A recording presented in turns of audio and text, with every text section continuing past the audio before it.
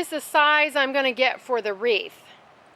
And what I'm going to do is choose ones that stay low, because you don't want ones that grow taller, because then the wreath will lose its form and shape pretty fast, unless you're just doing a wreath that you're going to have around for like a month or two. Hi, it's Nell, and I've had these beautiful succulents since the end of November last year, and it's now early May, so I think it's about time I get going on the succulent wreath project. So I'm going to head into the garage and make a succulent wreath, and I'm going to take you along with me. So stick around.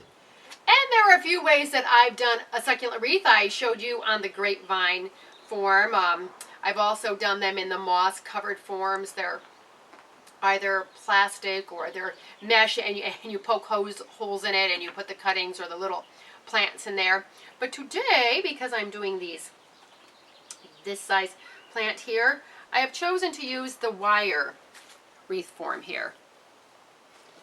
And it has an indent, so I can plant in here, and I have the tie here. So what I've done is I've wet the moss, this sheet moss here, preserved. I will leave the link to it in the blog post for you, and in case you want to do this project. And then you just sort of put this in here like that, just forming a pocket, because you're actually going to put the plants in a little bit of soil in there too. And you don't need to worry about how it looks, because it's going to look kind of awkward for like a couple months probably, because the succulents actually need to grow in. But this gives them something to grow into, and by doing this, the moss is dry, and this kind of perks it up and makes it more pliable, helps it to stay together. And that is that. Even though it kind of looks like a hairy bear now, it's going to be okay once it all gets planted in. So I have my succulents arranged in a pattern I like. I have this trailing one down here at the bottom so it can hang on down, and I've chosen these all stay into like a more compact rosette form over a period of time rather than growing with stems. So those are the ones I've chosen here. So I might need to add one or two more in. It depends on how they are going to fit in the form. But I did water the succulents first too, because I'm not going to water them for like a week or two, so they can just kind of settle in. So I wanted their little roots to have some moisture. I'm just making a big mess here, so you can come along for that. You have to sort of take off some of the soil here and compact it. Just remember that succulents are really tough, and they don't mind being tight. It actually works a little bit easier to do it this way if you've got the cuttings, because they go in easier. I just wanted to do it with the plants. And if they stick up a little bit, it's okay, because the moss is going to be over them and covering them. So you just kind of get it down into that little pocket there, and that's fine. It just goes into this little pocket here. Down into there it goes, there. And the neighboring succulent is going to hold this one up a little bit. There you go. And you can get them really close to each other too, because, as I said, they don't mind being crowded in it. And don't worry if you lose some leaves, because you're going to. All right, I've got them all in that I laid out, and I see there's room for one more, so I'm going to do the pink aloe. It's pretty. So beautiful. So I'm going to squeeze it right in there in between the green ones. And that is it on the wreath. And as you can see, I've made a mess, but you are going to make a mess doing this.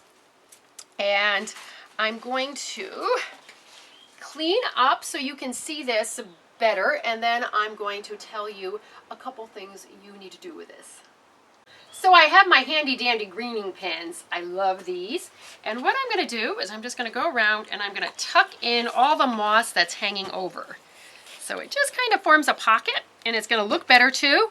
And it also helps the succulents to grow into the moss, because they will do that too. So it's just, you know, pieces here and there. And if you don't have greening pins, you can also use hot glue to do this. And some of it I might cut away because it might be too bulky, like this looks like a big old hunk. Some of the sheet moss is really thick and some of it's really thin. You know, that's how things grow in nature. We love that because everything is not uniform or perfect, because I say, what is perfect anyway? Definitely not my dirty fingernails. So as you can see, this is really starting to come together really beautifully.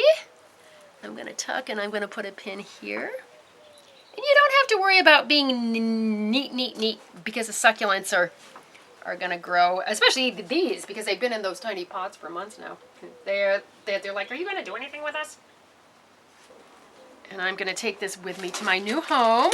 And this will last at least 2 years if you take good, if you take good care of it. I'm going to have it on my front door, but it's got a cover, so it's not going to get rain. So I will just gently hose it every month or so, and that's going to be happy. So what I did is I sort of adjusted some of the succulents the way that I want them to grow. You can just kind of gently push them because that gives it a little more interest rather than just all in a straight line. And you can kind of get an idea of how it's going to look here. And once it grows in, it's going to be lovely. And it doesn't weigh that much, actually. It's not too bad. So there's one important thing that you need to know about this, and that's that you need to let it settle in for at least a month, preferably 2, like this, so that all the roots can really take hold and the wreath doesn't fall apart. Actually, this wreath I did so tight, it's so tight in the form, and the moss is so tight over the soil, I think it would probably be okay, but it's best to let it really get tight and anchor in. And I'm going to leave this dry for like a week just so it can kind of do its thing. And then I'm going to, every other week, I'm going to give it a spray as close to the moss as I can.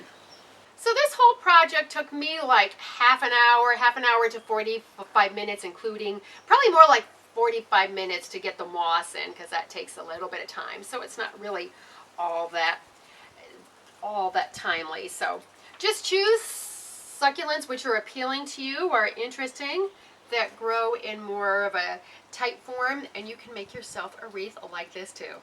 When I was in at the table, I didn't notice there was this big hunk of soil here.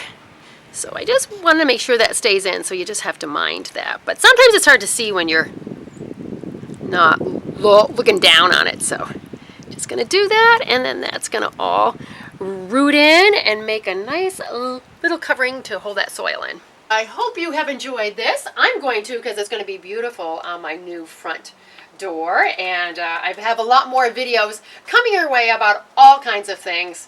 The succulents, a little bit of crafting, lots of gardening, you know that. So speaking of gardening, let's get out in the garden and make the world a more beautiful place. Thanks for your likes and your subscribes. And as always, I thank you so much for watching, and I'll see you in the next video. Bye!